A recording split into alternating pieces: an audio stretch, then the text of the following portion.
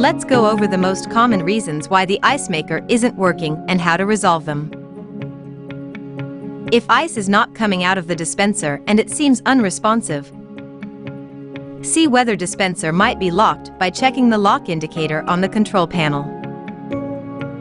If it is lit up, it means both the dispenser and the control panel are currently locked. To solve this, press and hold the lock button for 3 seconds to unlock the dispenser and control panel. While we are looking at the control panel, also check if the ice maker is on.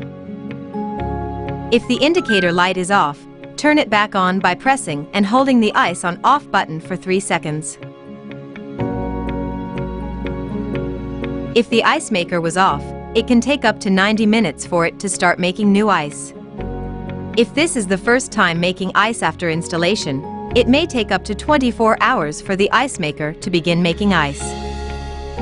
If the ice bin has plenty of ice, but no ice is coming out of the dispenser, take the ice bin out and see if the ice cubes are stuck together. Shake the ice loose and remove the ice chunk that remains stuck. Next, check the chute. Ice fragments may get caught over time and create an ice buildup in the chute. If this is the case, clear the chute of any clogging. Now reattach the ice bin carefully and the dispenser should work properly. If the ice maker is not producing ice and the ice bin is empty, even though the ice maker is on, check the feeler arm. If the feeler arm is pushed up, the ice maker will stop making ice to prevent overflow. Make sure that the feeler arm is not obstructed and can move freely.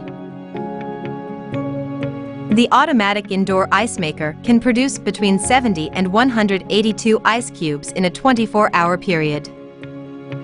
But if the ice maker is not making enough ice or is not producing ice at all, and everything inside the refrigerator seems to work fine, check and make sure your refrigerator is connected to a drinkable water source and the valve connecting the water supply is fully open.